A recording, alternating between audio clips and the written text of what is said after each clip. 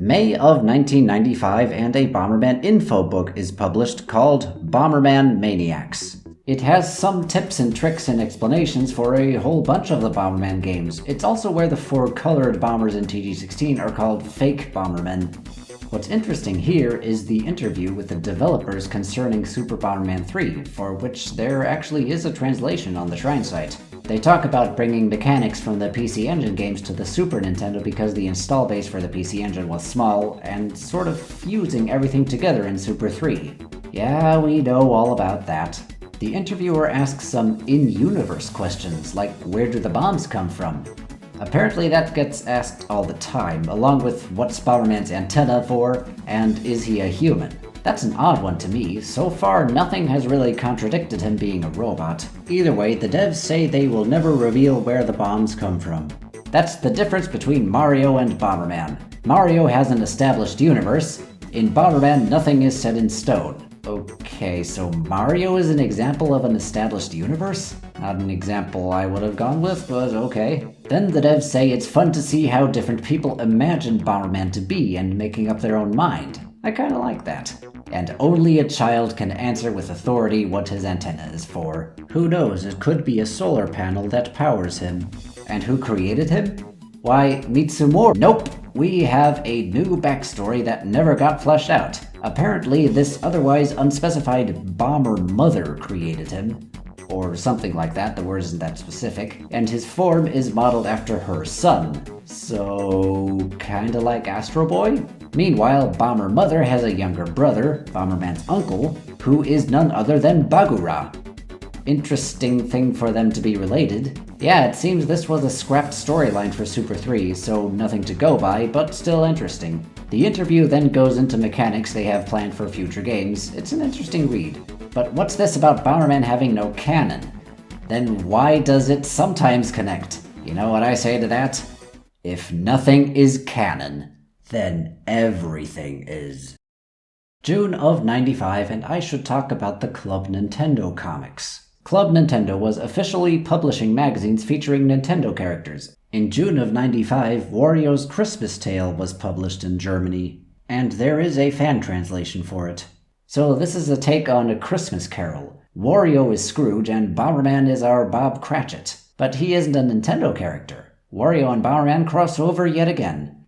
Bomberman works for Wario's bomb shop, gives this, I think, Kremlin customer a marzipan bomb of all things.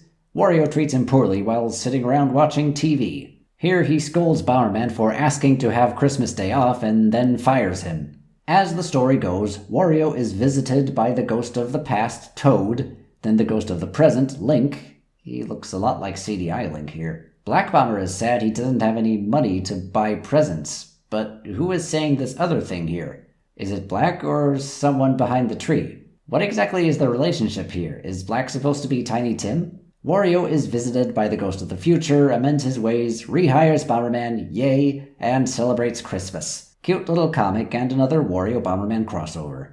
Alrighty, it is July of 95 and we have another Panic Bomber, released in Japan and North America but not in Europe, mainly because it was on the Virtual Boy, Nintendo's early attempt at a virtual reality headset. Long story short, this Nintendo console was a huge failure and so was never released in Europe. In fact, across both regions, only 22 official games were ever made for it, which makes it all the more amazing Bomberman had a game on it. How many non-Nintendo characters can say they had a game on Virtual Boy? Let's boot up the game, and yes, my footage is purple, just go with it. This adventure takes place on Evermist Island. It is said anyone who collects the 3 medals on the island will have a chance to obtain the golden statue of Bomberman. So Bomberman sets out to get the golden statue. It's pretty much what we're used to for the Panic Bomber games. The title up top says we go through some ruins, the forest, a desert, and then a castle. For the first 3 areas, we always fight 2 generic enemies and then a boss. The enemies have new localized names here, and they went way out of hand on the name changes. Drifty? What, was Valcom or Balam too complicated? And here is Pass. Try and guess what they called him in English. Come on, try and guess. You'll never guess it. Cecil the Tiger. I am not making this up. Our bosses are known as the Midnight Bombers, and they also fell victim to localization changes. Zack here is actually Bomber Wolf in Japanese, Parts is supposed to be Monster Bomber, Rahtut is actually Bomber Mummy, Count Dracu Boom is Bombpire. I say this because they had one other appearance later in English where their names were closer to the Japanese original names. If you get a chain of 4 combos, this character here, Machine Bomber, will show up. Clear your screen and send some garbage tiles to your opponent. The other games also had animations for long chain combos, but this one involves a new character, so I'm mentioning it here. Our music is what we'd expect. A mix of remixes of the most common Bomberman tunes and some Panic Bomber tunes with a few originals.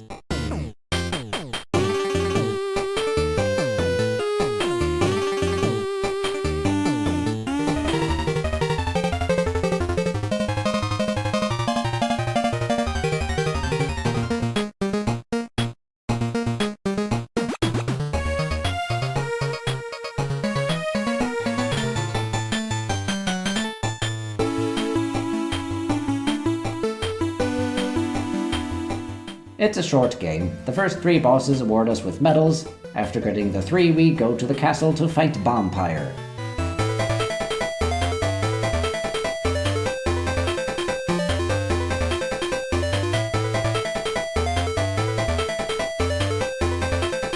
So Bombpire turns into a bat and then back again to give us the statue. Look at it in all its 3D glory that this recording doesn't recreate from the original console. But wait, that was on very easy. Fine, I'll do it on hard. So after going through everything again, I beat Bombpire and... Ms. Flashy. She wants the statue for herself. Okay, true final boss, here we go. This music isn't unique to her, but I associate it much more with her because it took me over a half hour of trying over and over again before I finally beat her.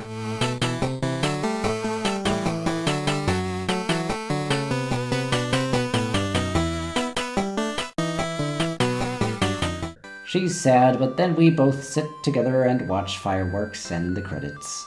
The end. A multiplayer mode was planned for this game, but the connection cable for the Virtual Boy was never released, so it's inaccessible. This music track is in the game's files, though.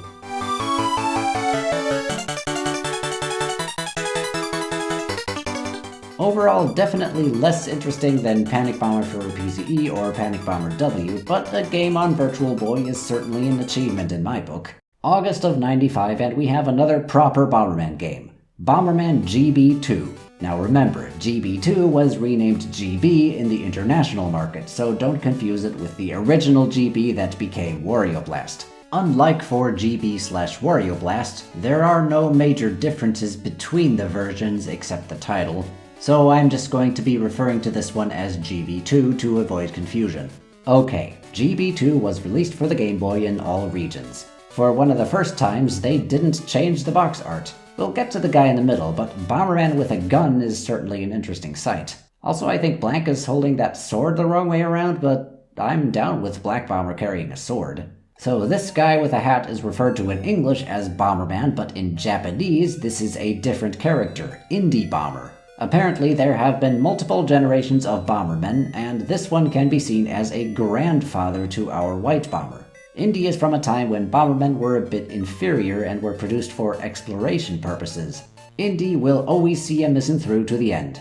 You don't think our Bomberman learned that from someone? Okay, so now we have Bomberman before the time of White Bomber, the first prototype Bomberman. Wonder how that works. And not only is Indy a grandfather in quotation marks to Bomberman, but Bomberman also got his determined spirit from him? So they canonically met? Or it's a very meta reference to Eric the Archaeologist as the precursor to Bomberman. Even that can't really be said for sure. So Indy is in the jungle looking for the legendary treasure, the Ring of Wishes, said to be able to grant every wish. Then a pit opens and he falls in and the adventure begins. Let's explore the dungeon and find the treasure. Like GB, Gb2 has a multiplayer battle mode if you're playing on a Super Game Boy. Our 4 players are Indy, White, Black, and Pretty, and again we have the power-ups from the campaign. Depending on the stage, we start with different power-ups. Not much else to say about this mode except to showcase our new battle mode music.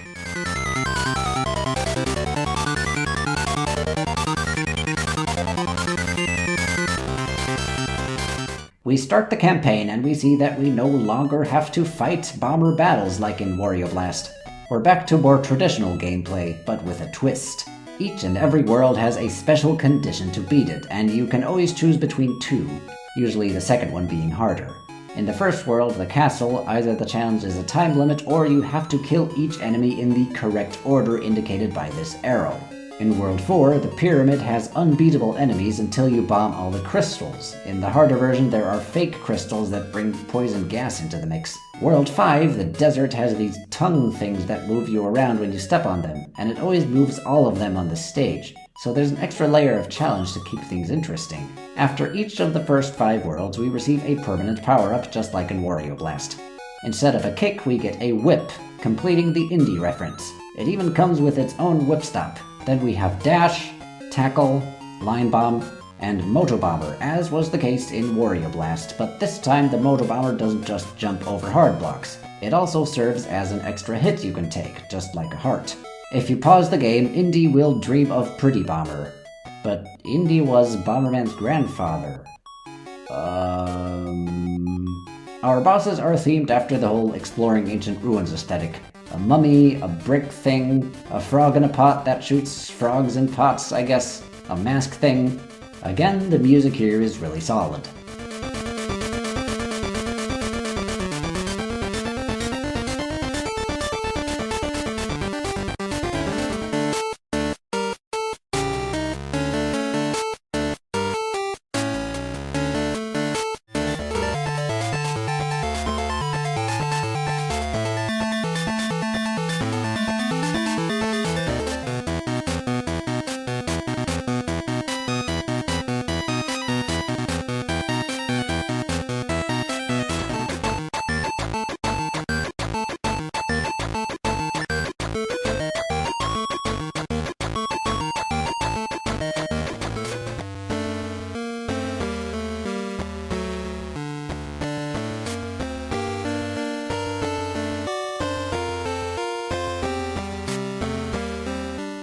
Someone should do an organ cover of that one.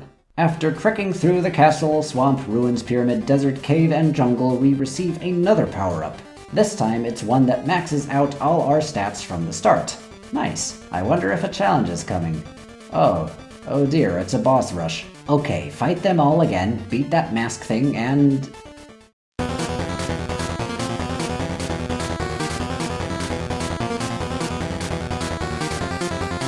Wow, this music. I'm sorry. It is a giant Olmec head thing that reminds me of Crazy Frog. Afterwards, 2 Greek helmet head things. Only the brighter one is vulnerable to attack, and they keep switching. Okay, that head thing out of the way. This skull. This friggin' 3-eyed skull. I cannot for the life of me figure out when exactly he is vulnerable to attack.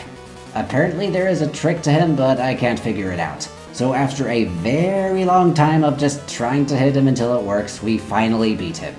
Indy reaches that ultimate ring of power and... just leaves it there. Why did you leave it there? That means we did all that for nothing. Great way to waste effort.